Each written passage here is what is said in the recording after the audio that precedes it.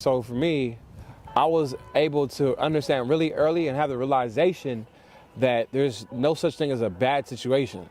It's just a situation. We just tie the word bad to it and make it worse. So for me, a situation is, I've been through so many situations that I understand that there's going to be a huge blessing in the end, as long as I endure to the end. Absolutely. To be able to see it. Got you. But that's the first layer. There's gonna be a situation in the end as long as you endure to the end. Facts. Yeah.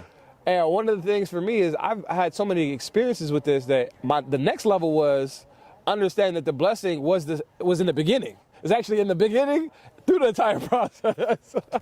That's the crucial part. The blessing is at the beginning. Yes. That you think is the worst. For sure. Even when the termites came, I'm like, of course, I've never seen termites before, but a lot of people get scared, anxiety. I'm like, oh, this is the opportunity to learn. What are termites?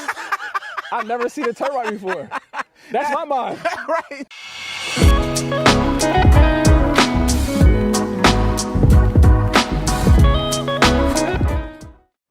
We're back, man. Welcome to another episode of the Instincts Pondcast. When I tell you, today is going to be a good one, man.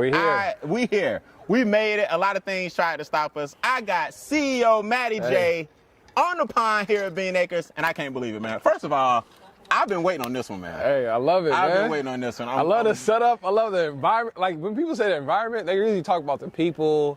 Now, we're actually in the environment. We're actually breathing natural air, trees, birds, insects, ducks. Everything, ducks. We've been attacked by termites. You know what I'm saying? This is an amazing experience, and it set the tone for being with a high-level executor with high instincts. No, I appreciate it, man. I appreciate it, man. I'm excited, man. We're ready to play. We're ready to play, man. Yes, sir. And before I even start with my original question, the one thing I got to tell you is, believe it or not, you know what I like about you, man, is you laugh a lot, man. I love it. You just enjoy life. You know what I mean? it. You enjoy life. I love it. Every time I see you smiling, after almost every sentence you laughing, and you just seem to enjoy life, man. Yeah. We're going to talk about how that is. Amen. All right? The first question we ask everybody, we get serious up front because we want people to know that the laughter comes with a price, but it's a price you got to be willing to pay. Bar. What is arguably the most challenging thing in life you've had to overcome? Man. And how did you overcome it? I know it's a lot of them. Arguably, because some people I'm like, man, that ain't really that bad. Hey, it's yours. But it's mine. It's yours. All right, so I had to, of course, in life, we go through challenges like daily. Absolutely. Daily challenges. But like you said, what were some of the biggest things? So one of the things that came to mind was the one that created the most impact in my life. Okay. And the one that created the most impact outside of lifestyle change was I had a really bad habit that I developed in Vegas. Yeah, I moved to Vegas, and everybody says environment beats your willpower. So for me, I was very disciplined in business. However, I was disciplined in my situation. Once I came out of my element in my situation, things changed up a little bit. Okay. So I moved to Vegas with my business partner, and the problem that I ran into was the fact that I lived on Las Vegas Boulevard. Oh, wow. The strip, Las Vegas Boulevard. In the heart. It's called Sin City, right? So a lot of the things that were in Sin City wasn't really beneficial for my spirit, but I didn't recognize that at the time. Gotcha. So I lived on the strip, and I never gambled before in my life. Like, I don't gamble. I didn't gamble. And unfortunately, in order for me to eat, because I wasn't cooking for myself, I'll have to go to the restaurants. And guess where the restaurants were? In the casino. In the casinos. Absolutely. In the casinos. And Uber Eats wasn't really popular back then, 2012. You hitting it. So I had to go to casinos. So as I go to casinos, I get hungry, I eat.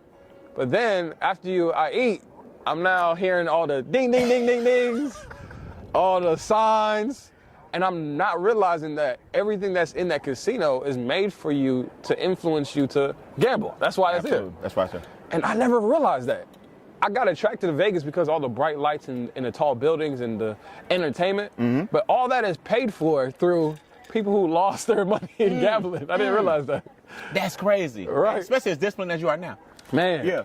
But every trial and tribulation, you can think you prepare for it, but some things are inevitable, so you can go through it and learn from it. Absolutely. And turn, like you said, tribulations into celebration. Absolutely. So I wouldn't be here being able to tell this story if I wasn't able to go through it. So in the situation, I on my way home, I didn't feel like going home that day too early. I'm like, man, let me figure out what to do. And I know boredom causes a lot of problems for people. That's right. Idle time. Idle time. And that boredom caused me to have an inquiry about what's everybody having all this fun at these tables for. Right? At first, I was like, I'll never pay attention to it. Go in and out. But time came where somebody was, oh, yeah, come to the tables. Oh, join us. Everybody was having fun. I'm like, what's going on here? I didn't go there to play the blackjack table. I came there just to observe. The ambiance. To watch. Right? And that's where it all starts. Really? It starts with something piquing your interest. Right. Right? And it piqued my interest to stand at this table, and then everybody left. Right? I was the last one there. And the what do they call it? Not bartender. The dealer. Dealer, yeah, the dealer. The dealer. Want to play? Yeah, the dealer asked if I want to play. I was like, I don't know how to play. I remember this distinctly. I was at the Stratosphere Hotel. Okay. And she said, I'll teach you how to play. I'm like, wait, if you teach me how to play, aren't you going to lose money? And that's not how it works. The dealer, his job is just to deal the hands. Right, they don't care. Yeah, it's not on them. Yeah, it's not on them. It's a game of odds, and of course those odds tilt towards the casino, but the dealer, they're just the middleman, make sure that those cards are dealt. That's right. And they can help you. Right. And I never asked myself, why is the casino willing to allow a dealer to help me? Because they know. Because they know the probability is still in their hands. Right. I didn't know any of this. I went to this table, I sat down, she's teaching me how to play blackjack. For those who don't know, it's 21. Right. So the goal, as I learned, was the one closest to 21 wins. Right. So, and if you hit 21, you automatically, unless they have 21 as well, and she said it's called a push. Exactly. Right? Or a stalemate, you can say it like that. So she's teaching me when to hit, and when to stand, when to call for another card, and I'm learning the process. She was really just coaching me through the entire thing. Long story short, I make $2,800 off of a $50 bet. Your first time? First time ever. $50 Leaving bet. you to win like that. Yes. Are you kidding me? $2,800. I was excited. I was happy. And I noticed that she was happy for me in the beginning, but her smile was going down. I'm thinking like, because you work for the casino. But it was really because I wasn't tipping her. Oh, okay. I didn't know the custom. You're not hitting her with nothing. I didn't know the custom at all. I didn't know better. Right. I even left. Like you winning all this money. All this money. They didn't give me nothing. I'm coaching you nothing. I didn't know better. And when you don't know better, you can't do better. But anyways, by God's grace, where most people mess up at in hindsight, of course, hindsight's 2020, most people don't leave when they're up. That's right. The greed kicks in. Let me get more. What can I do now? What can I do now? I'm playing with profits now. Right. So by God's grace, I had something to do, so I had to leave. Good. I had to leave, and by God's grace, I left up. Right. So I left, went home happy. Dang, everybody, why didn't y'all tell me about blackjack? I didn't know it was this easy. Come up with these winnings. Nobody told me it was this easy. I don't know what everybody was talking about. Everybody must have been doing it wrong. Arrogant. Everybody must have been doing it wrong. Right. And I wasn't really, right. I wasn't giving thanks to God. That's hilarious. I know gambling was one of those things for me. I didn't really think that it was like God's will for her to gamble, but then again, I didn't think it was so bad that it was an issue. In the middle. So I was in the middle because of lack of education. Long story short, a couple days pass. I forget about it. I get a letter in the mail from Stratosphere Hotel. Like, what is this? Pull out the letter. It was handwritten.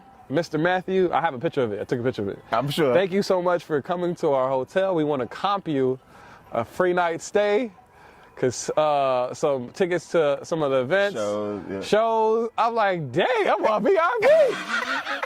I'm a high. I'm a little one night. Well, $50. I'm like, I'm a high roller. Were you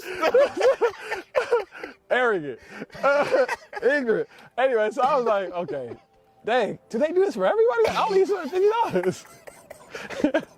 But anyways, I fell for the trap. They got me. They got you. Of course, hindsight, they were trying to entice me to come back to the casino so they can win their money back. Exactly. I said, all right, I'm gonna go back. And I end up actually winning again. Oh, wow. Yes.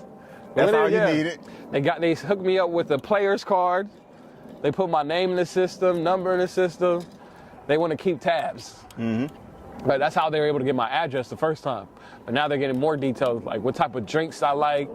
What you like to do. What I like to do. They're trying to personalize the experience so I can not think about the money I may be potentially losing. That's right. Right, I understand it now. However, at the time, I didn't know.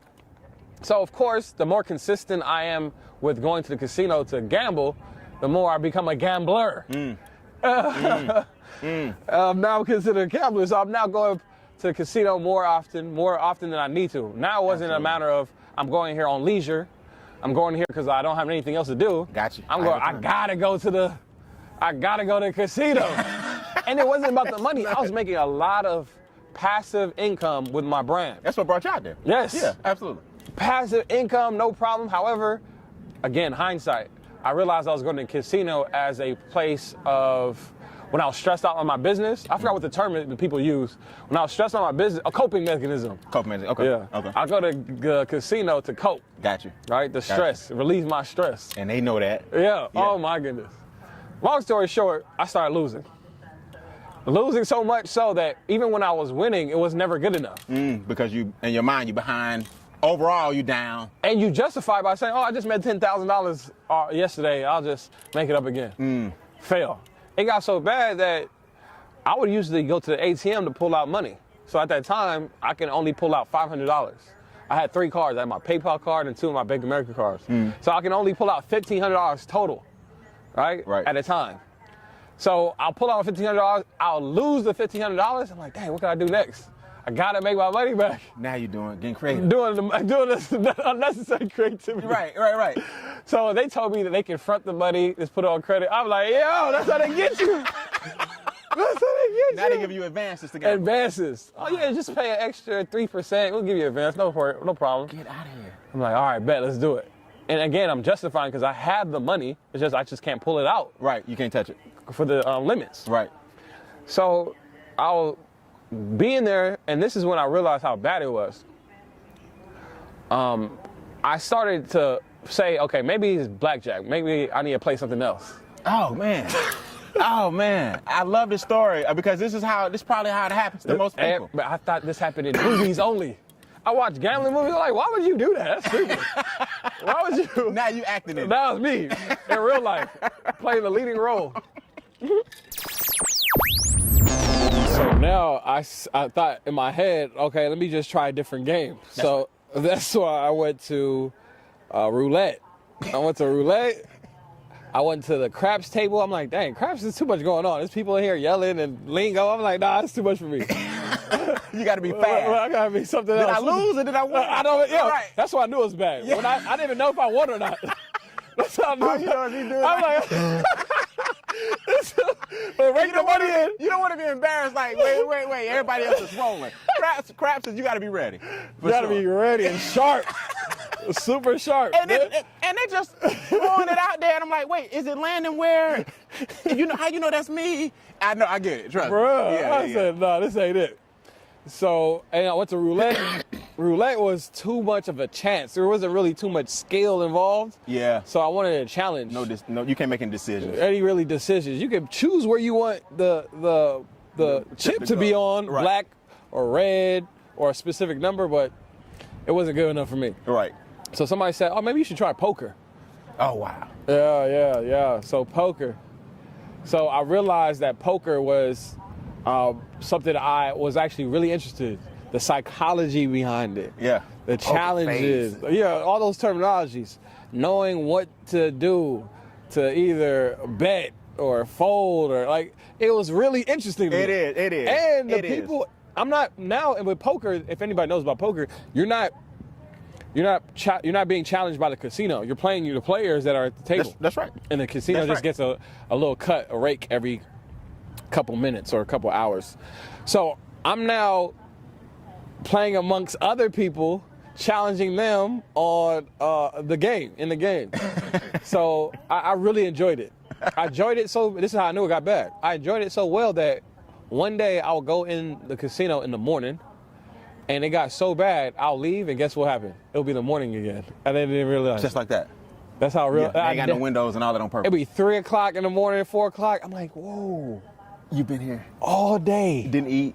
They feed you now. Yeah. They'll massage you. They need you to food. They'll give you. Don't leave. They'll massage you. Yes. They don't want you to leave. Absolutely. That's part of the game. Literally, they'll have massages and masseuses in there, and I used it all the time.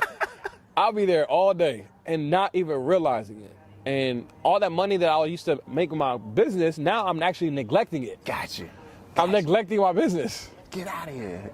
So my customer support decreased because I was a one-man show before. At first, I can handle it because I was there. I was tending to it. The less time I was tending to it, shipping and fulfillment, customer support, product inventory, marketing, all the departments of my business started to have less value. Wow. The crazy thing about it is my sales stayed the same. So the income was still coming in, but the management decreased. Oh, that's why I didn't realize it. I'm like, oh, the money's still coming in. I'm good. Right. You don't see that. Right, in the beginning. But then, of course, the DMs. Matty J, man, where's my shirt at, man? I ordered it 2 weeks ago. Oh, my goodness. It got so bad. It got so overwhelming. Instead of fixing the issue, I would have to cope again and go back. Really?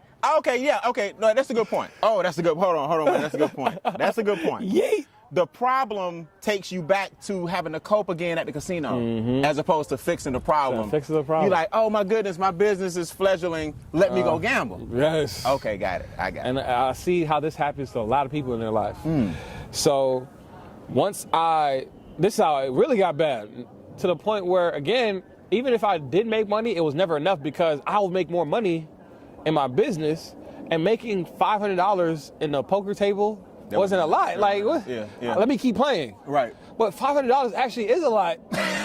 for what you're doing. For what I'm doing. Yeah, absolutely. A lot of people don't win at all. So the amount of money that I was gambling, whether it's $500, $3,000, it got to a point where I was sitting at the tables playing 2-5 and 5-10, where you're betting and you can, in one hand, make $1,200. $5,000. So I said, let me up the ante. Maybe because I'm not making enough money because I ain't betting enough money. So now I went to a different tier of gambling. Man, this is so good though, Matt. This is good, man, because the way your mind works, we're gonna talk about this brilliant mind of yours. The way it works, you've actually documented how you got to this point. Exactly. You've actually documented how you got to this point. And it allowed the me to reflect. That take you there. It allowed me to reflect. So I'm able to share my story with reflection because I documented it. Every time I went to the casino, I'll take a picture. Hey guys, I'm at the casino. I made X amount of money. Dang, I lost money today. Not knowing the impact that it will have in the story, in the storyline. So nothing will change. Even though I knew it wasn't good, nothing will change. I even had people around me saying, hey, Matty, I don't know. But they'll say it in a laughing way. They didn't sit me down like, Matty, you have an issue. Wow. Right? Wow. Because maybe they didn't know it. They're trying to hint that you may be going to. Right. Because they might see like, oh, he's having fun. Right, but it's affecting business, it's affecting clients, it's affecting other people. And I didn't realize how selfish it was. So, by God's grace, long story short, the only reason I left Vegas is because I actually had a meeting in Atlanta, Georgia. So I had a meeting in Atlanta, Georgia, was working on some websites for some of the influencers out here in the beauty space. One of them was Ming Lee, high influence in the beauty space, inspired me to say, oh, let's just go out there and fly to Atlanta. Me and my business partner, and meet her and work with her, because on the phone and Zoom is one thing, but in person, let's get the energy. Absolutely. And I came to meet with 2 Chainz's manager, Charlie, in Atlanta. Okay. So I had a reason to go to Atlanta for business. When I went there, complete culture shock. I've never seen so many black, young entrepreneurs in a concentrated space like that before. Kidding it. I'll only see it if there's an event, but this was just day-to-day life. I was seeing, wait, is that 2 Chainz over there? Is that just out? I see this person on TV every week. That's what's happening in Atlanta. Now, where are you from originally? I'm from Los Angeles. Los Angeles, okay. I moved to Vegas. Then came here For a meeting, and we happened to meet at a specific location called Atlantic Station. Yep. So we went to Atlantic Station to have our meeting, and I noticed that they had condos above the retail stores where people lived. They used it as a work-live space. Yep. And that's my lifestyle. I love live work spaces. Live, work, play. Yeah, exactly. That's what they call it. Yeah. I don't like living in a house and coming to work. My style of living at the moment was live, work, play. Absolutely. For sure. Absolutely. And I noticed they had Atlantic Station at the movie theater, they had the restaurant, at the public store. It had grocery store. It had everything there. I'm like, oh, this is dope. This is amazing. My mind was just shifting. I didn't even have to. Most people mind shift when they go to a different country. I just went to a different state. And that was changed the game for me. So long story short, I moved that week. Oh, wow. My stuff is still in Vegas to this day. I have no idea who has it, who may have picked it up. Yes, it was that serious. Yes. Wait, Matt. Yes, facts. Was that your way of saying, what's in Vegas? Stay in Vegas. I don't even care. It's God's will. Really? For sure. My clothes, TV, furniture, everything. Because my business was digital. Absolutely. So you take it with you. I was able to run my business. I'm like, man, I don't need none of that stuff. And it was going to be more of a burden to take it. I'm in a different state. Bro. Yeah, so. Most people like, I need all my stuff. Yes. That's the abundance mentality you got. Right. You serious, yeah. But sometimes, depending on somebody's situation, they may need it. But for me, I realized it's actually going to be a hindrance for me. Wow.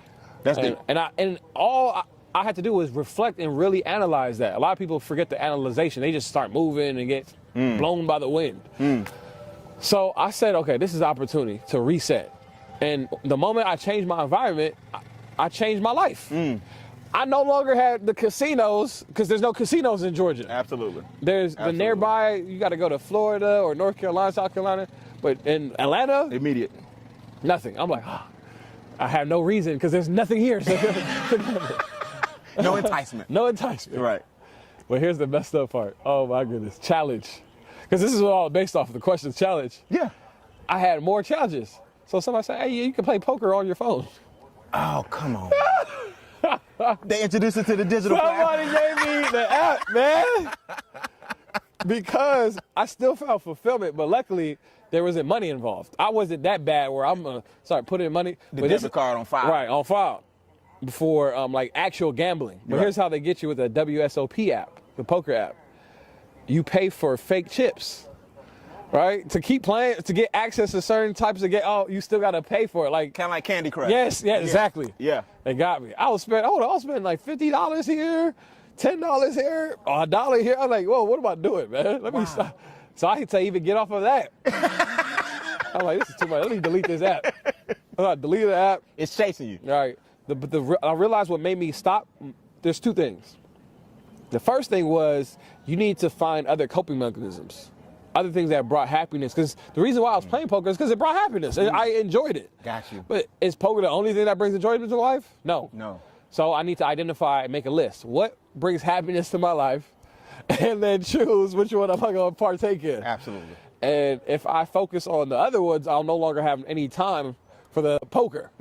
So I got focused on the business, got dialed in, and I found another muse and hobby, which was basketball. I played basketball more. I see you cross them up. I see you cross them up. So, how tall are you? Yeah, I'm 6'4". You 6'4"? Yeah, 6'4". Oh man. Yeah, I used to play. I thought you were like 6'7". Yeah, man. It's a boost. I got the podcast. I had to bring the Bottegas out, man. A lot of people had these shoes for fashion. I said, nah, we ain't gonna wear it for fashion. We're gonna wear it because we need it. The podcast, man. Yes, we got mud today. Yeah. So what made you overcome your challenge was arguably relocating. Yes, get away from it. Don't revisit it. For sure. Even though it tried digitally, and then to be clear, finding another coping mechanism. Absolutely. I hate to interrupt, but we got to take a break. I got to pay some bills. This segment was sponsored by the Instincts Training Series. Do you guys know you are the highest form of intelligence watching this video? That means you're a human being. Well, God created other animals as well. There are millions of other species, and I teach you how to tap into your instincts by using what God gave them and their survival mechanisms so you can reach your full potential. Do me a big favor. Visit briannbean.com. That's briannbean.com for a glimpse and a free keynote into our Instincts Training Series, and I'll see you guys on the other side. Now enjoy the rest of the episode. Man, I don't believe there's nothing wrong with coping mechanisms. People have a negative connotation towards the world because they usually bring it up when it's in something negative. Right. Find it's another thing to cope with. Right. So business, if you're not doing business, okay, what things are you going to do? I said basketball. So even though basketball wasn't hurting my financial or spirit, it can hurt time too. So I have to still manage that situation. Everything in moderation. So that's what happened. That was my biggest challenge, and realizing that I had to look at how it was affecting me and change my environment. Change my environment. Wow. Man, sure. Let me tell you, man. I love talking to you, man. And we don't talk often, and I haven't even known you long. I feel like we do. We've been rocking for hundreds of years. That's right? how I feel. And we past due to hang out. Amen. But man, what I love about you is that when I talk to you, every time I talk to you, whether it's via text message or whether it's on the phone briefly or even setting this up today or hearing you speak, I never know what's gonna come out your mouth, and that's what I love about it, man. I love the fact. First of all, I appreciate you for sharing that. Thanks to because God. A lot of people may not know that, but I want people to understand that wasn't a gambling story. If y'all if y'all missed it, that wasn't a. It was a gambling story, but don't miss the story, right? The thing is, environment and what you surround yourself with is critical. You know what I'm saying? Seeing other seasoned entrepreneurs in his new environment kept him focused. He already had the focus. He already had the drive. He already had what God gave him. But putting yourself in a position where that can be watered and nurtured and not doused, right? And extinguished. Right? Facts. And coping is not a bad thing. I like what you said. It's not. I don't see it as bad. It's not bad. Let's go backwards a little bit though, because a lot of people don't know CEO Matty J. And this is, you know what, honestly, man, one of the most enjoyable things about doing this, it brings people together, man. I love it. It brings a lot of people I would have never met everybody, the whole team. The crew. Everybody. They didn't know you. They knew of you, because I talk about you more than you think. Amen. But now it's bringing us together. So let's get to know Matty J. What got you the brand, first of all, that was so popular in California? What did you do in order for Ming Ling and 2 Chainz? What were you doing? So I started off on MySpace. I was really heavy on MySpace. So I think everything's about timing. So I was during the age where MySpace was booming. Was it? Wasn't that the first one? Yeah, one of the first ones. Black Planet? Black Planet? You know about Black Planet, man. You're a little young for Black Planet. Exactly. So that's why I mentioned right age. So the right age for the right platform and tied together. Perfect. So I was on the computer all day on MySpace. So my interest, again, because of my time is being allocated here, was to develop my income, influence, and impact with this new platform. Got it. Called MySpace. So one of the biggest ways to show your value on MySpace was your profile. Who had the best profile page, the best song on there, the best designs, the best edited photos. That was the key. That was the key piece. Okay. I understood that. Not on a marketing and branding level, I just understood if you want to increase your happiness and your value and your social capital, your MySpace page got to be on point. On point. Now, what year is this, Matty? This is 2009, 10. Okay. Yeah, man, 8, 9, it's 10. funny how fast things have gone in decades. For sure, man, for sure. So, on MySpace. As I built my interest, I caught traction with my designs because I have a creative eye.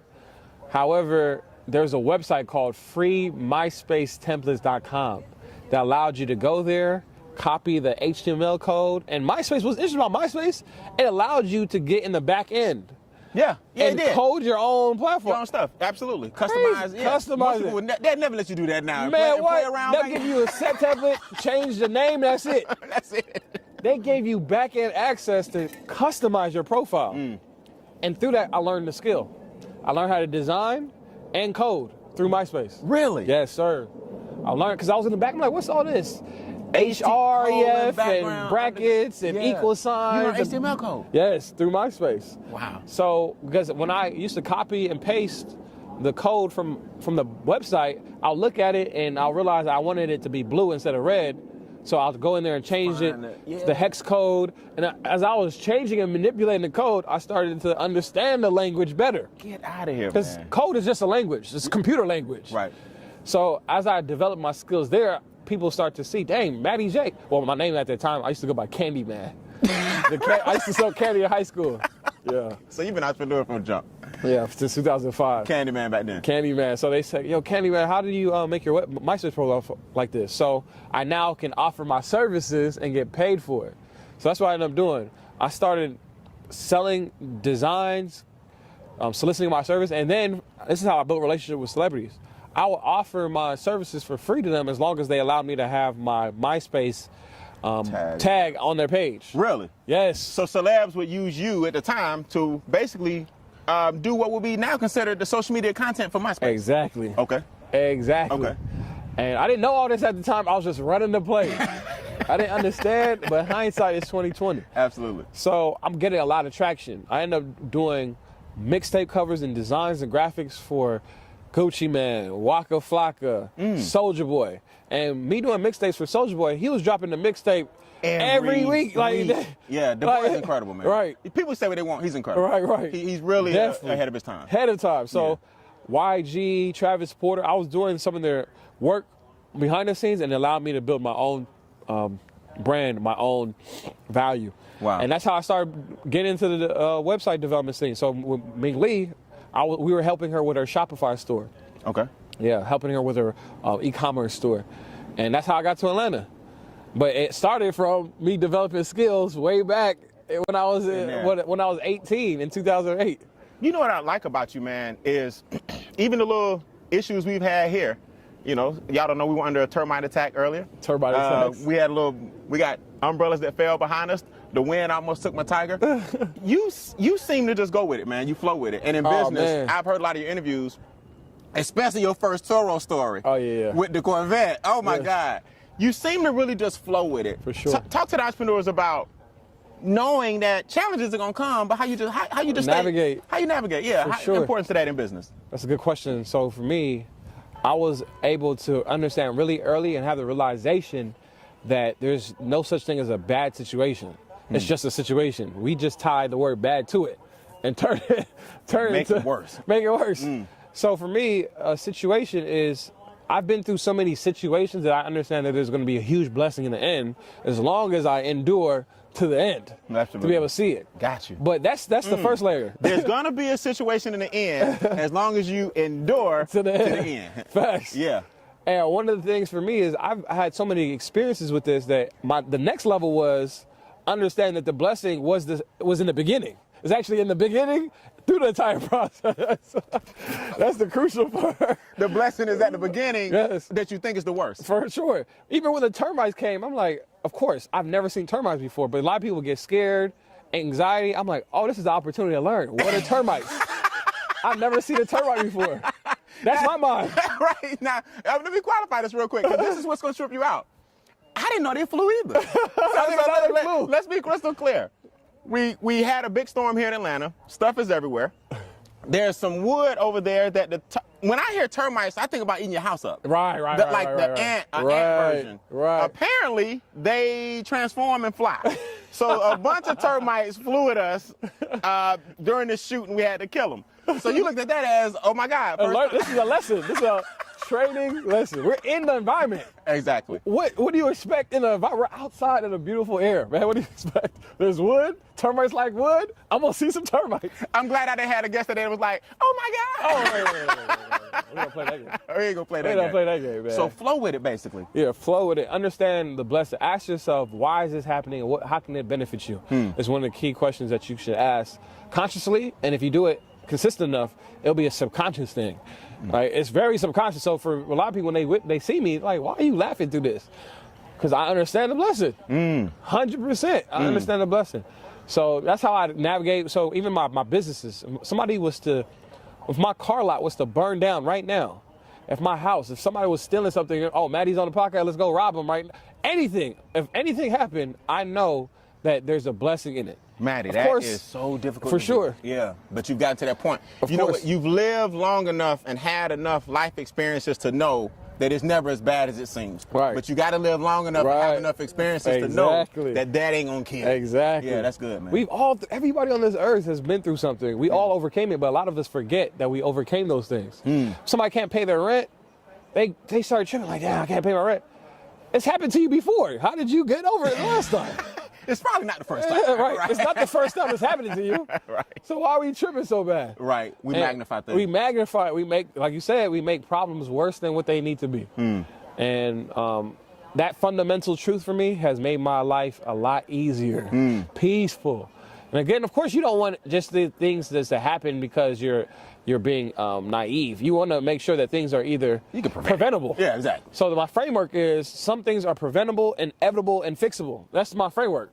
Y'all must steal that. Anytime I'm around people, I'm just like throw a card. Preventable, inevitable, or fixable. For sure. So when something happens, you go ahead and place it. Correct. Come on. Was this preventable? Yeah, if it is, I'm not focusing on how I can be able to prepare for it next time. Is this fixable? Yes, it's fixable. So let's go ahead and work out the steps that we need to do to fix it. Was this inevitable? For the things that I consider inevitable, I realized that God wanted this to happen so I can learn a lesson. And I'm very grateful for it. Every situation. I was at the gym a couple of days ago, and we just started a 60-day challenge. You mentioned about challenges. The challenge was to inspire each other as business owners to work out. We needed some type of accountability. Coaches need coaches too. Absolutely. Coaches need accountability too. So I'm in the gym for 3 weeks straight, and there's one particular machine that I've been avoiding the whole 3 weeks. It's the pull-up bar.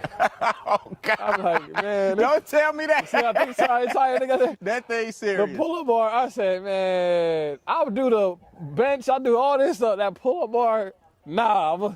Leave it alone. So I meet a guy in there. I befriend him. I say, man, you working hard, man. Gave me a fist pump, and that opened up the door for him to feel comfortable to tell me something he realized that he's been seeing me do since I've been in the gym. Okay. To help correct me, right? Of course, strangers, you don't know how people are gonna take things. Exactly. But he knows, he seems like a cool dude. Let me go ahead and put him on. Got you. So I was doing one of the tricep machines, and I was just doing too much. She said, bro, all you gotta do is lighter weight and just focus on doing it the right technique, and you'll get more results. I tried, I'm like, dang, this is way better. So he built trust through that process, and then he said, do you do pull-ups? I'm like, dang, I was hoping he didn't say that. Not the pull-up bar.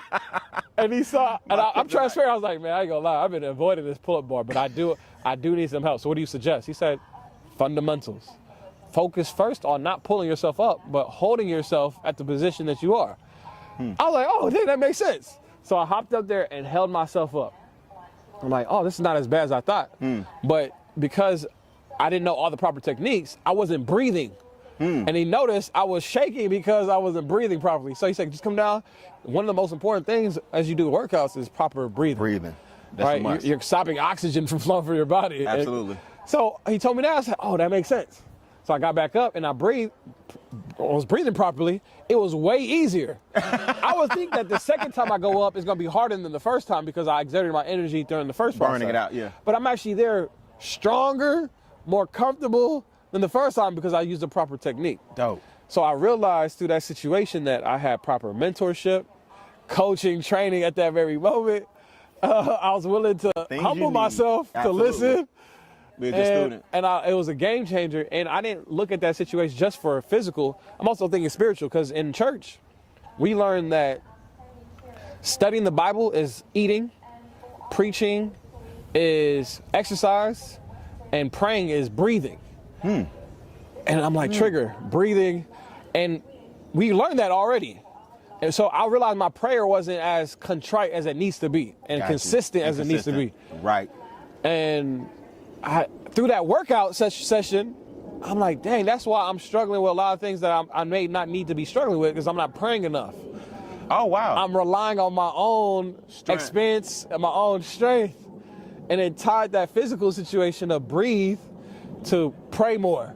Because praying is breathing, that's what we're taught fundamentally in church. That if you don't pray, you're not breathing. Makes sense. If you don't preach, if you don't go out and witness, you're not praying. Man, they won't be out of cars, man. Can I get another stack of cars, please? If you're not praying, you're not breathing. These things are universal principles. Universal. Yeah. So for me, I always, because a lot of people come to me for business development, and they ask me a business question. I'm like, that's not the issue that you're having. I ain't gonna lie. You're having personal development issues. At the root of it all. Right, at the root of all.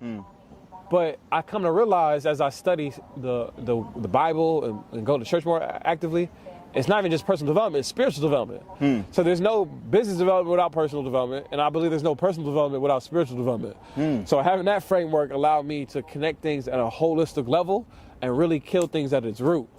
Wait, give me those again. There's no business development without personal development, and there's no personal development without spiritual development, for sure. Can I ask you a question? Yeah, absolutely. I've always heard that you were very much into the Word, and you even teach Bible. Yeah, we host Bible studies. Yeah, Bible studies tonight too. Tonight. Yeah. You got to okay, good. Tonight. What, in your opinion, and I ask a lot of people this because I appreciate the journey. In your opinion, what's the difference between spirituality and religion? That's a hard one because I go out. people are surprised. I go out schools, I go to school campuses, and I invite people to Bible studies. I knock on doors. Do you really? Everything. People recognize me. They're like, yo, what the heck? They're like, what you doing here? They glad to see you, but you like, no, it ain't for that. I'm giving you some words. Exactly. Okay. So I'm a Christian. So religion. So when I used to ask people, they used to say, I don't want to go Bible study. I'm not religious. I'm spiritual. I never understood. I was like, what's the difference? Spiritual is. I never understood. To me, it was just people were just making an excuse not to. That's what I thought in my head. Mm-hmm. So to answer your question, I understand that, from my understanding, that religion are some sets of teachings that we can actually follow. So the religion aspect is knowing what to do, how to do it, when to do it, where to do it, all that good stuff. And the spiritual is actually being that. So I believe on one hand, we need to know what we need to do. And on the other hand, we need to embody that. It makes sense. And I believe those two hands must meet. I don't believe anybody can be religious without spiritual. I don't think you can be spiritual without being religious. And what confuses me most of the time is people want to disassociate themselves from religion just because they had a bad experience with certain religions. And they just disconnected up. And they said, no, I'm not religious. Some people even say, I'm not even Christian. They believe in Christ because some people would just put a bad feeling into Christianity. And for me, I'm like, nah, TV's not bad. It's just maybe the programming that you were watching. Makes sense. Yeah, so fundamentally, religion has a definition. Have you always been that way, or did you have an epiphany where you went more toward the word, or have you? Your family foundation pretty much? Have you always been that way? Man, I mean, of course, like most people growing up, you probably went to church every Sunday or whatever the case may be, but I was just there because it was religion. I wasn't being nothing. It didn't touch me, and it wasn't who I was. It's just going because I had to go. My dad was going, my family was going, we're going, right? And of course, that was it. As soon as I graduated, I no longer went to church. Right. We all veer off. Grandma had us straight, then we veer off. Exactly. We had accountability before. My grandmother had me straight, then I veered off. Right. So once I started to have my own mind, I started to realize, like, dang, a lot of things I've been taught in churches is not what I'm reading in the Bible or what I'm now hearing from other places. So, for example, I don't keep Sunday worship anymore. I go to church on Saturdays. So when I used to ask the church that I used to attend to, why do we go to church on Sundays? Nobody would give me an answer. Really? Nobody would they would like just have faith, believe. I'm like, I'm very analytical. We're gonna get to the analytical mind. That you can't accept that. I can't. I just tell me why, so I can do it with my heart, mind, and soul. So I can do it properly. So I can be it. So I can be spiritual with it. I'll never get any answers. So my epiphany moment was when somebody stopped me at Atlantic Station 7 years ago, randomly stopped me on my way to my coping mechanism basketball to the gym. Somebody stopped me and intersected and said, hey, what's going on? My name is Kobe. I want to see if you want to have a Bible study. I'm like, my mind is on basketball. This guy's trying to invite me to a Bible study. I'm like, nah. I asked him if he was because usually people who go out preaching are Jehovah's Witnesses. Correct. And, people have a salty feeling towards about that. But in the Bible, we're supposed to witness. I'm not Jehovah's Witness, but the Bible says you should witness. You should witness to what you believe in. So that's what he was doing. But I told him, here's my number. I got to go to the gym. Maybe we can talk later on. So I gave him my number just so I can go about my business. And he called. His follow-up game was strong. I come to find out that he was in sales. So his job, he knows about following up. Exactly. Even if it's for the spiritual play. So he followed up with me. And he told me, he said, yo, what's going on? I met you at Atlantic Station. I want to see if we can spend some time to have a study. Mind you, I was looking for answers. The Bible says, seeking you will find. I was looking for answers, but I didn't know it was going to come in that format. Yeah, this might be it. Right, this might be it. This is how I found out it was it. Even though I was blowing him off by saying, yo, I got a business meeting right now. I can't do this Bible study. I'll hit you up when I'm ready. I was blowing it off. Wow. Weeks passed, months passed. Tell me why I fly to Vegas to go, because I was kicking it with Floyd Mayweather and his DJ Jay Blink. Shout out to my guy. He put me in that whole circle. So Mayweather, he had his birthday party, flew out for his birthday party. After the birthday party, I'm going back to Atlanta. I'm in the airport. And guess what I see in the airport? Don't tell me the guy. Don't tell me the guy. You bump into him? He was in there, man. I said, ain't no way, this man. Ain't no way, boy. Ain't no way. This guy, I've been ducking and dodging. And you see him? He sees you. Which one? We're in the same state. We're in the same city. We're in the same airport. We were on the same flight. I said, okay. And I'm like, what are you doing here, bro? And he said, Man, I'm out here for business. I'm in the convention. What are you doing here for? And we just happened to be there. And again, it wasn't coincidence. It was God's will. So I'm not stupid. I said, all right, this is clearly a sign.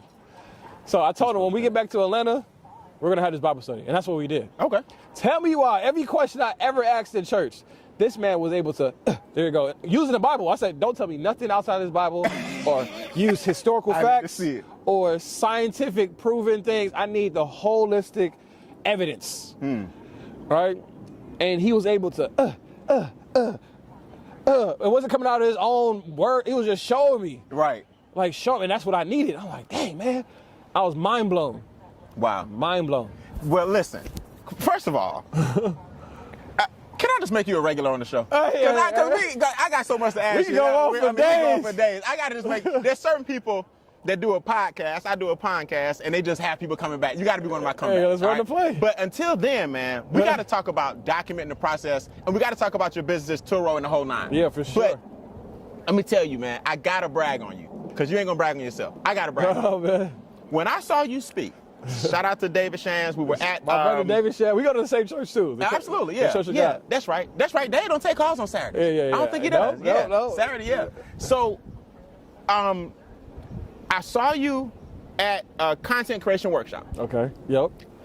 I'm like, my man, I finally get to see Matty J do his thing in his element. When I first met you, shout out to Justin, new age CEO. I was going to talk about that, how we met. How we met. About that. I didn't know you knew me before. I found out about you first. Yeah. I didn't know that. I didn't know that. Yes, sir. I didn't know. You never know who you impact. Yeah, we're just doing good work. Justin Owens introduced me to the network marketing space. Again, it blew my mind because all these entrepreneurs, excited, working together, unity, holding each other accountable under one mission. He introduced me to, so he would invite me to some of these presentations. I'm like, yo, this is amazing. I wasn't interested in the business itself, but more so the culture and environment around it. Yeah. Then he was talking about my econ. So he showed me some videos. And you were one of the speakers. I'm like, yo, this guy's going crazy. Right. Justin Owens, he's one of my top 3 speakers. Period. Top 3. Among Marcus Rosier. I got a couple. I don't want to start naming names and people like, what about me? Right. But Justin, top. And when he recommended a video for somebody else, I'm listening in. I'm like, if you recommend somebody, I got to see who you're talking about. I appreciate it. He was dropping so many bars on economics, the frameworks, and you know how to make, you said it on the podcast that I watched, you said you know how to make complicated situations very simple. Yes, sir. Yeah, so that's why those are the types of individuals that I gravitate towards. So I knew about you, and I used some of your bars, and I credit you for the bars that you dropped. No, I appreciate it, man. Most definitely. But I saw you, and I'm telling you, I had my pen and pad. I was like, here it is. I get to see Matty break it down. I know, here come the marketing tips. Here come the logo tips. Here come the tagline tips. Here come the color tips. And you got up there and talked about documenting your trauma. Right. Came home. I said, wait a minute. This was even better. I was like, forget all that marketing stuff. This man has a spreadsheet where from you, when you're 1 year old, yes. He was like, go talk to your parents. Go talk to your father. Go talk to your siblings. Right. Matty, when I saw that, I said, hold on, man. You got a spreadsheet? I cashed out $20 to, I don't even know who, to be one of your close friends or something. I was like, wait a minute, you got to pay for the brother's friendship. I cashed out $20 or something. Right. I was looking for this document, never got it, didn't care, because I don't think I paid for the right thing. It was my fault. Didn't care. But I was like, I got to figure out how this man's mind worked. Because I'm a person that documents everything too. It's just that my stuff spread out. Yeah. Matty, if I document my life, man, bro, it's gonna be a movie. It's gonna be a movie. Talk about documenting the process real quick. Right, for sure. What does that mean to you, and how does your mind wrap? How do you get like that, man? For sure. Wait, let me say this. The brother talked about in the morning. I don't know if y'all have ever seen him. If you haven't, you will. One of the coldest dressers ever. But he don't spend no time. He documents and has somebody document his hat section, his sock section, his shoe section, suits, his pants section, his suit section. Matty, you got somebody to go in and during the week, you already know what you're rocking. Facts. Bro, please tell me how you get this documentation down. Yeah, there's levels to this. Welcome to the top floor. So when it comes to documentation, it's the acronym DTP. Okay. And for us, for example, the David Shands hosted the content creation meeting, right? But the best content that you can ever have is your own story. Correct. So I said, if we can document our story, every content you create is based off of your experiences. Correct. And your story, but a lot of people don't remember the experiences because they don't document it. So that was the angle I was coming from. From the year you were born, what happened in your life to today, and let's create content around the things that you've already experienced. That's sick. And that's the framework. So that's sick, Matty. Documenting process is just a framework of what happened in your life, who was all involved, what were some of the wins, what were some of the losses, the lessons, what were some of your realizations, just telling the story.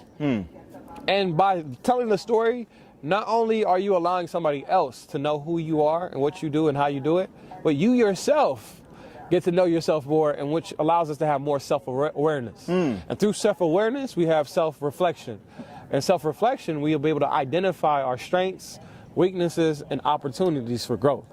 And that's the framework that I really know that's going to really cut some of down the problems that we have. A lot of people say, yo, I can teach you Facebook ads, I can teach you Google ads, YouTube ads, marketing tactics, logos, everything that you said. But once you learn that, it ain't fucks the real problem. The real issue is you don't know yourself enough. You don't have a relationship with yourself enough, strong enough relationship. You think it's your IG post. Right. It's you really, think you ain't got no followers because it's really you. Yeah, we say all the time, and when you say issues real slow, it's you. It's you. And you have to believe that. It's you?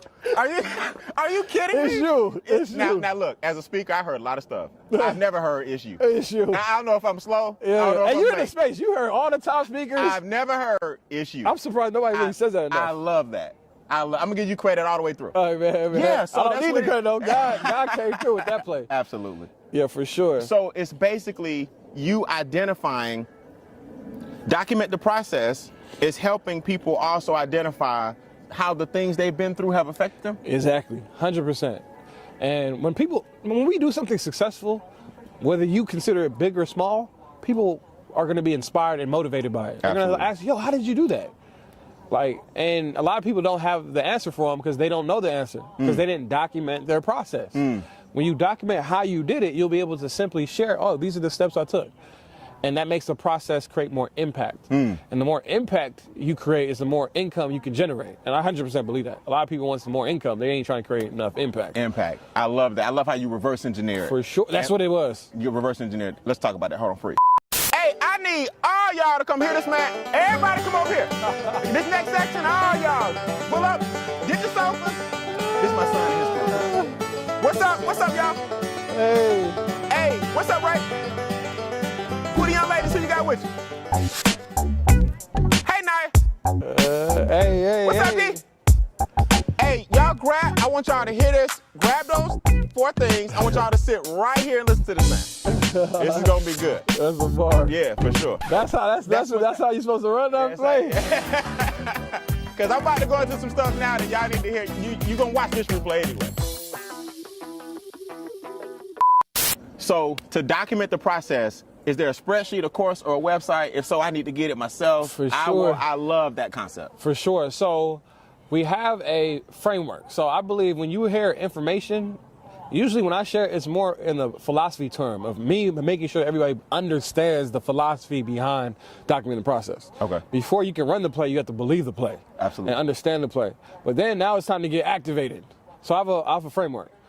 We start with the motivation, then the inspiration, then the education, and then the activation. So with the activation, everybody needs resources and accountability. So we provide exercises on how you can document your story, provide exercises to document the things that you like, the things that you dislike, your habits, all the things that you need to know to really understand yourself better. We created a program to be able to do so. Okay. So that's available on our website, my specific website, Matty J, CEOMattyJ.com. Okay. And it's usually provided for free. Oh, wow. Yeah, for free. Okay. The reason why it's for free is because I actually generate my income from helping people who want to pay somebody to do it for them. Got you. Right? So done for you service. Okay.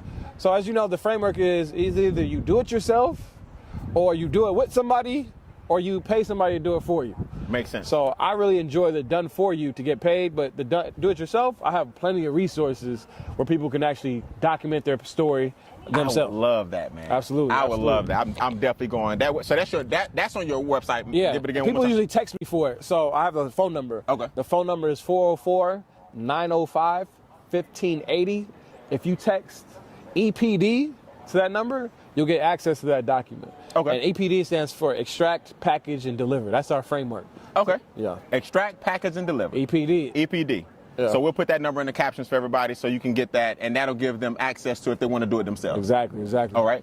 Now, you are one of the first individuals I've ever heard use Turo. Turo, dang. I had no idea. Here's what happened. A gentleman told me, he said, Brian, you got all these classic cars? I said, yeah. He said, man, you should put them on Turo. I was like, I heard about Turo. I heard that Turo is exotic car rental. Now, one of my cars is a 61 Bentley. Mm-hmm. One is a 66 Mustang, and one is a 58 Thunderbird. Mm-hmm. I don't care what nobody say. I'm not putting it on this. They ain't driving those, okay? First of all, you got to know how to pump the gas 3 times. You got to know the little tricks of a vintage car. Mm-hmm. But it was basically telling me my car should be on Turo. I said, no, you don't put those on Turo. People don't drive those but me. Mm-hmm. But what is it? They were like, man, CEO Matty J is killing it. Mm-hmm. Pushman Mitch is killing it. Mm-hmm. I said, okay. Explain to people who don't know what Turo is and how they can make money with it. Right. So Turo is a peer-to-peer car rental platform. Meaning peer-to-peer means you don't have to start your own car rental company. You can literally upload a picture of your car, price it, make your descriptions, and then Turo provides the clients for you, and you hand the keys and do the check-ins and the check-outs. We're in the age of peer-to-peer, where you can share, get access to things that you're using, that you may be using that are underutilized. You can share it with your friends and get fairly compensated for it. Okay, so it's basically the Airbnb of the car Exactly world. what it is. Right. It's the Airbnb for cars. Now, a lot of people don't even know what Airbnb is. They heard of it. They don't really understand it. Well, for those who don't, it's the same thing. As far as Airbnb, if you have a room that's not being utilized, you can rent it out. If you have the whole house, you can rent your whole house to travelers, people who are coming into town, and give them access to the places that you have for rent. I turned Bean Acres into an Airbnb. It's wisdom. It's also used for movie companies have used this. Yes. This like a dead body was over there on the movie the other day. We dug a hole. Looked like they shot Ozarks here. We shot Ozark here down. Yeah, shot Ozark. I understand. I teach this concept of cash, asset, cash. I took some cash. I bought the 20 acres. It's now an asset that makes me cash. Mm-hmm. Safe to say Turo is the same thing? Exactly what it is. Now, some people would say your car's a liability. Let's talk to them real quick. We're getting cars that have already depreciated. Exactly. What's the ideal scenario for Turo? I hate to interrupt, but don't you want me to pay the bills? You want the show to stick around, right? This segment was sponsored by the Instincts Training Series. Now, what is that? You ever wonder why a duck does not have blood vessels in his feet? You ever wonder why a polar bear or a brown bear or a black bear take care of their young to the death like any mother would? You ever wonder why a cheetah has a really long tail? You ever wonder why a rhino has birds on his back? You ever wonder why a praying mantis has 1,000 eyes? I could go on and on and on, but the Instincts Training Behavioral Series will show you how to reach your full potential as God's highest creation. That's right. You're the most intelligent form on the planet, but you're the weakest emotionally. I'll show you guys how to tap into your instincts and reach your full potential and be more productive personally and professionally. Visit briannbean.com. That's briannbean.com for a free keynote and tap into your instincts today. Now back to the episode. Right, so we say in our program, we turn liabilities on wheels to assets making deals. So first, realizing that your car is not a liability if you don't want it to be a liability. So the best way to share that story is how I was able to do it.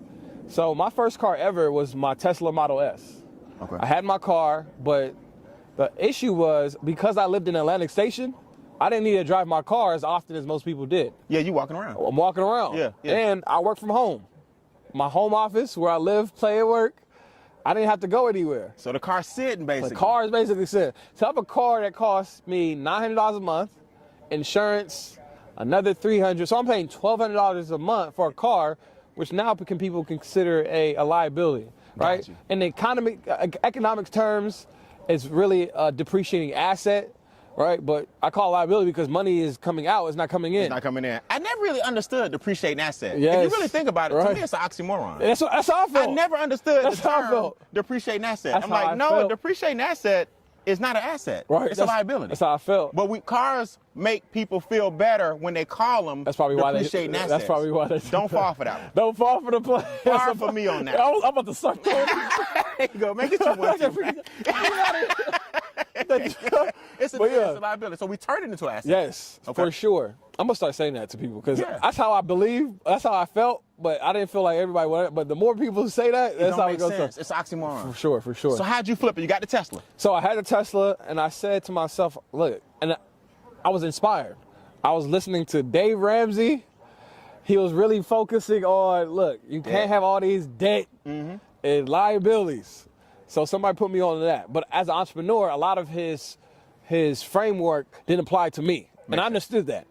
So I took what I needed from it. I didn't miss the forest for the trees. I took what I needed from it. And I also was introduced to a guy named Jereme Pearson. He has a book called Brass Knuckle Finance. Really helped me with understanding minimalism and buying the things that you need, not the things that necessarily want that don't move the needle for you. So that got me in the right mindset. And through that mindset, it influenced me and motivated me to look for ways to decrease my costs. Got you. And so I watched another documentary on Netflix called Minimalism. Minimalism, I've seen that. Yeah. Crucial. People living in little bitty. Right. Yeah, barely. They're happy because they have what they need. Right. Right. So after I reprogrammed and changed my mind, what I wanted to do by changing my mindset, I then looked for ways to cut costs. So I'm looking at my expenses. My top expenses was my rent. I'm paying $3,200 a month for my unit that I'm at, and my car note, $1,200. So I'm basically paying $4,400 a month. Too expensive. For a home and car. Like, dang, most people don't make that much money. Right. I'm just spending on these two things. Got you. So I said, all right, I like my spot. I utilize it how I want to utilize it, so I'm gonna keep it at that price. But my car is being underutilized. Makes sense. So what can I do? So my boy introduced me to a website called Relay Rides. And the reason why he told me about what Relay Rides was is because one day we were having a meeting in our condo, and abruptly he said, yo, I gotta go downstairs and give somebody the keys to my car. I'm like, what? You about to give somebody the keys to your car? He had a dope Camaro. I had a Superman stitching on the seats when you open the door, the Leon lights. I love riding in his car. And he let people lend it. And I'm like, why the heck would you give your keys to somebody, a car that nice? He said, oh yeah, I rent it out when I'm not using it. And I was mind blown. My mind was blown that somebody would allow somebody else to drive their vehicle. Yeah. It's first of all, no emotional attachment. No emotional, that's the key. That's the key. Yeah, no emotional attachment. So he introduced me to it through his own experience. I didn't need it at the time because when that happened, I didn't have a car. But when I started to realize I needed it, it triggered my mind. Like, hold up, there is a platform where I can make money from my car by renting it out.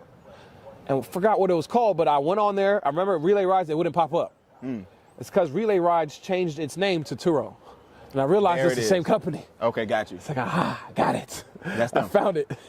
Right? So now I'm doing research. I go on YouTube University, start researching who are people that are currently renting out their car, what's their experience like. A lot of people, when they start a new play, they don't do enough research from people who are already doing it. Makes sense. Yeah. So my boy Jacoby, who happens to be the same one who's running the car rental play The coolest nerd ever. Coolest nerd ever. Coolest nerd ever. That's Shout my out to boy. Jacoby. Yes, I talked sir. to Jacoby last month. Yeah, that's my guy. Super cool. Humble. We have the he's super same cool. core values. We go to the same church. Everything. Okay. So he said, he dropped the bar on me that I'll never forget. He said, market research is starting where your competitors left off. I like to start where somebody else left off versus starting from scratch. So me doing my research, I started finding YouTube pages. Nobody had a course at that time. I was the first one that really launched a program on car rentals. For some reason, everybody was hoarding the information for themselves. But the people who were on Turo, they were giving tips. Not in sequential order like a course, but they were giving tips and trades on how they get cars. And that gave me enough inspiration and motivation to say, yo, I can do this too. I have enough confidence. So that's what I did. I went on Turo.com, created a profile, signed up, got approved. All I had to do was submit my ID, They approved me, and I uploaded a picture of my car. I went outside, took a picture of my car, front, back, side, the inside, uploaded it, put the name of the car, made a description, priced it. Guess what? My car was booked the same day. Somebody wanted it. The same day. I was so excited off of that $100. I mean, I make a lot of money, but that $100 was more the new idea, fulfillment, the new idea coming to fruition. Yeah, absolutely. So I made that first booking, but my anxiety started to kick in. Fear, because like, dang, now it's game time. What if they wreck it? What if they wreck the car? Yeah. All these things in my mind. I did the same thing here. Man, that's how it be. What if they in my house tearing it up? Have the Project X. Right. I did the same thing. Yeah. Yeah, so again, a lot of people's fears is they start making a situation bad. They added the bad to the situation. Start trying to make up things that might happen, but doesn't mean it will happen. What's the three things again? Inevitable, fixable, and preventable. I love it. That's it. I love it. But I didn't know that framework back then, so that fear was a little bit up. Absolutely. So I listed my car. What helped me reduce my stress levels was it was an older lady that booked my car. That helped. Older. She creeping along. Older lady, mature lady. And when I say old, I mean like she's not old, but she's mature. It wasn't an 18-year-old. Wasn't an 18-year-old. Yeah. No shade to all the young adults out there. Oh, trust me, they need to be careful. However, it was a mature lady that seemed well established. She was traveling from Los Angeles to Atlanta for her son's soccer game. So they had a purpose and intent. It wasn't joyriding, speed racing. Very simple process. So I called her, let her know, thank you so much for booking. You're my first renter. Let's make it happen, right? Long story short, I dropped my car off at the airport. I'm not gonna go into details. Watch the other interviews I have in the details, but it was an amazing experience, so much so that my car got booked the very next day that I picked up the car. So on my way to go pick up the car, I leave the airport to take it back home. It got booked. I had to go right back to the airport. Oh, wow. Long story short, I ended up making $900 profit renting out my car, my Tesla, my personal car, my first car. It's been sitting. That's been sitting. I made $900. So now what we do, we get another one. That's exactly what I said. My mind's like, hold up, this is working. I waited the second month. So the second month, because I documented the process, I knew my numbers. And I say when I know my numbers, I can grow my numbers. So I had an Excel sheet. Turo didn't provide documents on how much money you're making on a day-to-day basis. What is profit? What is your expenses? The process. Yes. Yeah. So I documented my expenses, all that, and I realized that I had room for improvement. At the point I was only charging $100 a day for my Tesla. I said, what happens if I charge $150? Right. Well, so a lot of people are scared to do that because they feel like if you charge more, you're going to get less bookings. But I'm really big on testing. I tested to see what is going to be the case. If nobody books it, cool. I'll just bring the price back down to 100. Yeah. Can't hurt. Yeah. Right. I might lose a booking or two, but it's worth the experiment. Yeah. And that's how I looked at it, as an experiment. So I'd raise the price to 150, and guess what? Still getting booked. Some people try to figure out ways to double their income by adding more products. I just raised my price, and I made more money. Right?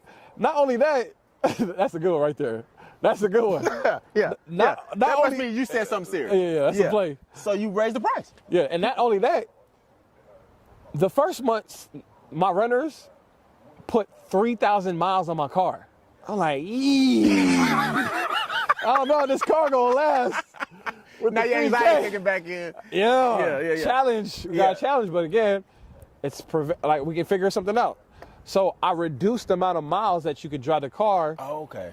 To 100. At first it was at 300. You could drive the car 300 miles. But I reduced it to 100. In my mind, dang, if I reduce it to 100, will less people book? Experiment. Nothing changed. So now they're penalized if they go over? Yes, they go over.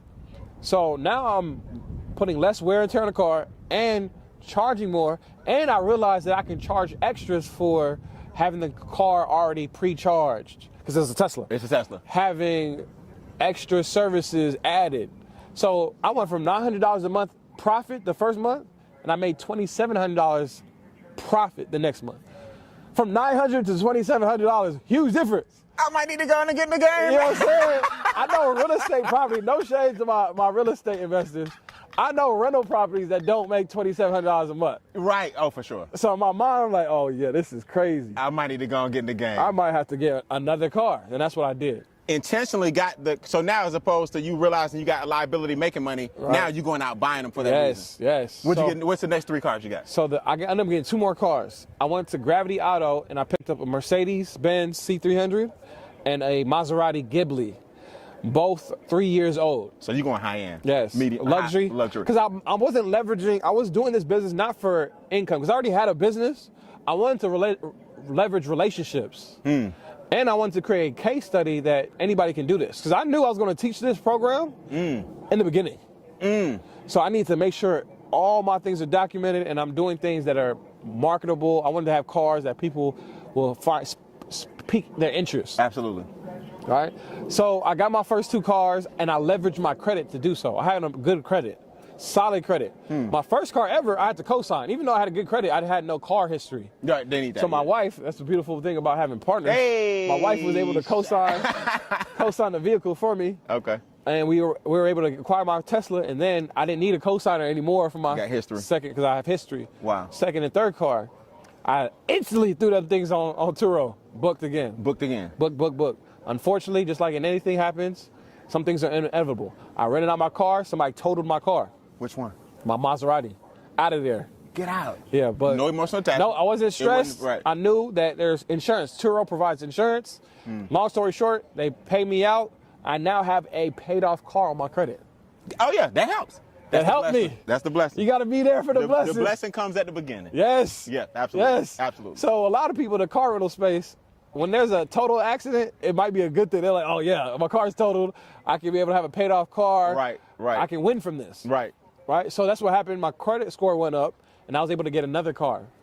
This time I got a Corvette. 2016 Corvette, amazing car, only had 6,000 miles on it. I got that car, and I know it was going to be a good renter because I did research. During the summer, people want the sports cars. T-top. And I never imagined me having that type of car. All right, and then again, I knew I can afford it, but I never thought myself ever driving a car like that. But because it's for business, I could be able to rent out the car and drive the car for personal use as well. And that's probably why a lot of people do this. Yes. Because you got a nice car, but it makes you money. Exactly. Okay, good. Exactly. Good. So that's what happened. Long story short, my red Corvette got stolen. Somebody stole it. So we got one total and one theft already. Right. Oh, within first year? Yeah, first year for sure. Within the first year. Somebody stole it? Yes. One of the people who rented it, or no, a stranger? A stranger, and this is how they got me. I left my key in the car because I run another business, so I was doing self-check-ins. So I'll allow somebody to take a picture of the car, take pictures of themselves, and I'll unlock the door from the app. Okay, got it. And these new cars, you can do that. Start the car from the app, unlock it, roll down the windows, check the gas, all these good stuff. So I was able to do that. On my way to church, I forget to lock the door after leaving the key inside. And I come back the next day, check on the car. I wonder where my car's at. It's not there. Right? Oh, somebody got it. Somebody got me. So I got a whole story on that. I'm not going to go too much detail on that. But that's okay. Whole point is, when my car got stolen, I got paid out. And again, my credit score went up. But this time, I know the process of buying a car. I already bought 3 cars. So now that I know the process of buying a car with good credit, I now realize that I can get more than 2 cars. I can get more than 3 cars. I can actually get what I end up getting, 33 cars. Hold up. I heard you had over 30. You got 33 Matty. 33 cars in 2 weeks. I went crazy. Went nuts. Wait, in 2 weeks? 2 weeks, random play. So help me understand this. People worried about debt to income ratio. You make great income. Yeah. So you're not worried about that, or was that at any point did you worry about leveraging too much? No, I didn't. I just was dialed in and focused on the fact that these cars are going to bring in income, and it will take care of any issue that may come from it. So if a car costs $50,000, I know just in 2 years, half a year or a year, depending on how much the car costs, I'll be able to pay it off, and it'll be able to generate me cash flow if I run the play the right way. But when you get the car number 13, 17, 21, our lender's going, you got too many? Right, so the thing is, when you go to the dealership, I was telling the finance manager and the car salesperson to send my credit app to one lender. So only one lender will see one report, and it won't it wouldn't show, the cars I would get, it would not show up on the report for 30 days. So that's why you quickly did. Yes, in 2 weeks. Ran the play. Do I recommend anybody doing that who doesn't know? I don't know. It's up to you. But that's what I did. This is my story. You went ahead and got it in before they started reporting. Right. And typically these banks, they don't want you to use these personal vehicles for business. You want to separate them. Right. However, I was just running the play. Right. I wanted cars and I had them under my personal name. Really? And that's not good. You don't want to have these vehicles under your personal name because of liability. Since then, you changed it? Right, of course. Yeah. Debt to income, like you said, if I need to get a house, they'll see 33 cars. No way. Even though you have the income, you got to pay these cars off first. Right? I didn't know all that. I didn't know nothing about credit. I just knew that I had a good credit score, and if I utilize my credit report, I can get multiple cars. Matty, how long ago was this? 2017. Just 5 years? Yes. You got, is it true, Matt, is it true? You got a section at the airport? Yes, I got a lot. I sold it. I don't have it anymore. But at one point, this was just recently. So the last 6 months, I no longer need it because I do my cars long term now. Long term. They can't just come in for the 2-day thing. Correct. So at one point at Hartsfield, yes, you had the Matty J next to Hartsfield. So it's 3 minutes away where the cars where they pick up the park on and Silver go? Road. Yeah, the park and go. You had a right next to them. So I was right next to Enterprise. I was right next to Hertz. I was right next to Budget. I was right next to all the places. Me, my business, and my team, we was right there. Wait, let me make sure I get this. We had to take it up. I couldn't park my cars at my apartment no more. Right. It's too many. Too many. Hertz, Enterprise, Matty J. Yeah, exactly. You right there. The team, I want to say Matty J. Right, the squad. I'm being funny with this, but the squad. Yes, your crew. Sure. So y'all renting them out just like Hertz would. Just like Enterprise would. But utilizing Turo. So we wouldn't accept walk-ins because I didn't have any experience with private rentals. All I knew is that Turo provided the insurance, Turo provided the clients. We only did clients from Turo. Makes sense. Okay, so before we go, what's the website to run the play on Turo to get your product? Yes, the website is carrentalgame.com, and if you guys use a code, we don't know the exact details on your discount, but you guys will definitely get a discount. The Instincts, we'll wear Instincts? Yeah, for sure. We'll make the code Instincts. We'll make a code. Instincts. Okay. That's going to be We'll do that. We'll do As far as discount, we'll figure that out, but you guys are going to for sure get a code because you guys tapped in and got wrapped into this podcast. Man, I appreciate it, man. Most definitely. Man, when I tell you I'm super proud of you, we'll be here for hours, bro. Yeah, we'll be here for hours. In my mind, I'm like, oh, okay, we got 2 hours. We got so much to talk about because I got to get you on this boat and take you back across. Yeah, we got to run the play. We got to run the play on the boat. So before we go, we'll give you the link and the code to get the discount on the Turo course. Yes, sir. We know where to go to get the document, the process, do it yourself or done for you. The phone number, yes, sir. The phone number as well. And before we go, 2 things I want to tell you. On your pull-up game, I had a gentleman out here named Giant last week. Shout out to Andre Norman. Andre Norman's my guy. Andre Norman was here last week. Oh, I know. We did his interview. I know he went spicy on here. I love the story. He brought Giant. Okay. The next week. First he brought Life is Life. Oh, that's my guy too. Okay, of course. Then he brought Giant. So Dre is becoming a regular, bringing the heavy hitters. That bar over there, Giant trains the locks. Jadakiss and Styles P. He is a pull-up expert. One of those. He pulls up on this bar, turns like Superman, and flies this way. Oh my goodness. Then does steps in the air, all while he's in the pull-up position. And his name is Bartenders. Tenderz.